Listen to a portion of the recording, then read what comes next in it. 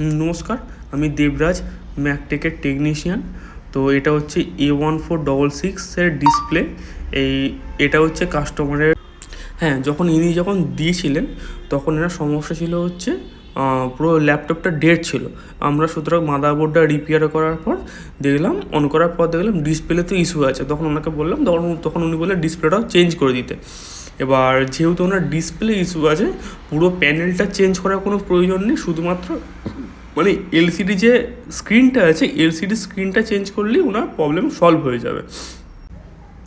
এবং আমরা হচ্ছে এই যে হিট দেওয়া হচ্ছে, হিট দেওয়ার ফলে কি হবে, এই যে প্যানেলটার নিচে প্রচুর শক্ত আঠা থাকে, ঠিক আছে। এবার আঠাটা লুজ হয়ে যাবে, প্লাস হচ্ছে এর সঙ্গে একটু থিনার ব্যবহার করতে হবে। থিনার ব্যবহার করলে কি আরও শক্তিশালী আঠাগুলো নষ্ট হয়ে যাবে, ঠিক আছে। আঠা থাকে, বিশাল শক্ত আঠা থাকে। এবার হালকা আস্তে আস্তে করে টানতে হবে। এবার টানলে অটোমেটিক্যালি হালকা আঠাগুলো লুজ হতে থাকবে। এবার এখানে এই যে লিকুইডটা দেওয়ার পর ধীরে সুস্থে টানতে হবে। ধীরে সুস্থে না টানলে কী হবে, যদি জোরে টানি তখন এই যে স্ক্রিনটা আছে ভেঙে যাওয়ার চান্স আছে। স্ক্রিনটা যদি আবার ভেঙে যায়, পুরোটাই ভেঙে যাবে, তখন কাজ করতে খুবই অসুবিধা হবে। এবং আমি এটাকে ফাস্ট ফরওয়ার্ড করে দিলাম যাতে আপনাদের দেখতে সুবিধে হয়। দেখুন, বুঝতে পারবেন কী করে কাজটা করা হচ্ছে।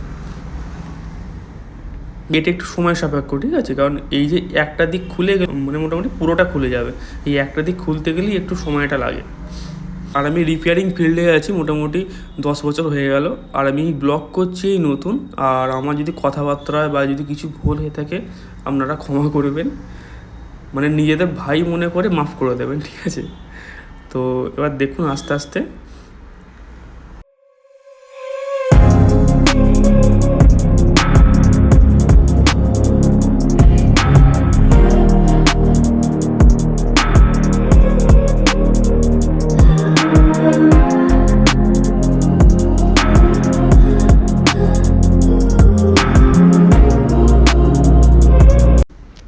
এবারে দেখুন একদিকটা মোটামুটি একটু হালকা উঠে গেছে।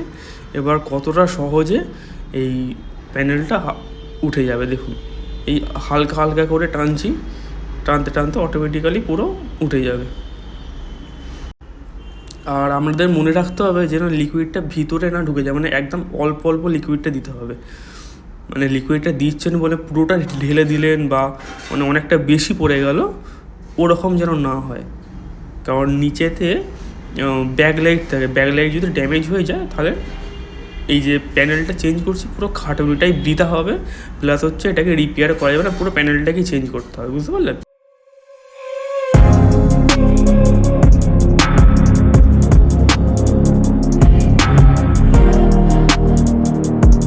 মোটামুটি কাজ আমাদের শেষের পথে।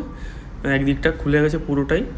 এবার হালকা করে ওপেনার দিয়ে হালকা ঢুকিয়ে লিকুইডগুলোকে জাস্ট হালকা করলেই পুরোটা মোটামুটি খুলে যাবে। দেখুন এই একদিকটা খুলে যাওয়া পুরোটা খুলে যাবে। সরি, দেখুন হালকা করে টানতে হবে। আর এখানে যে আমাদের যে বেজেলটা দেখে, বেজেলটা কিন্তু পুরোটা টানলে কিন্তু বেঁকে যাওয়ার চান্স আছে, সুতরাং সাবধানে টানতে হবে। এবং আপনারা কাজ করতে অটোমেটিক্যালি আপনারা বুঝতে পারবেন। আর আমি প্রতিনিয়ত মোটামুটি প্রতিদিন একটা করে ব্লগ করবো, কিন্তু বাংলাতেই। কিছু মনে করবেন না, কারণ এই বাংলা বলতেই বেশি আমি স্বাচ্ছন্দ্য বোধ করি।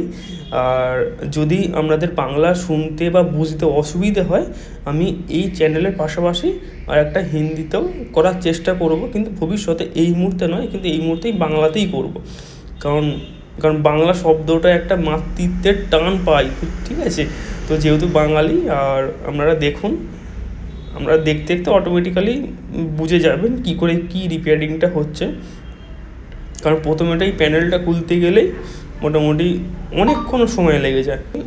খোলা হয়ে গিয়েছে এবং নিচেটা হালকা টানলেই ওপেন হয়ে যাবে মোটামুটি।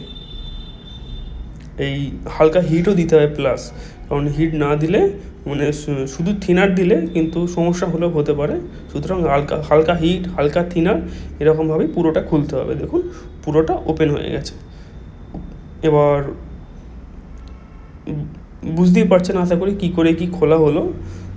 এবার এই যে স্ক্রিন যে খুলে যে ডিসপ্লে চেঞ্জ, এর ভিডিওটা আমি এর পরে ভিডিওতে করব, ঠিক আছে।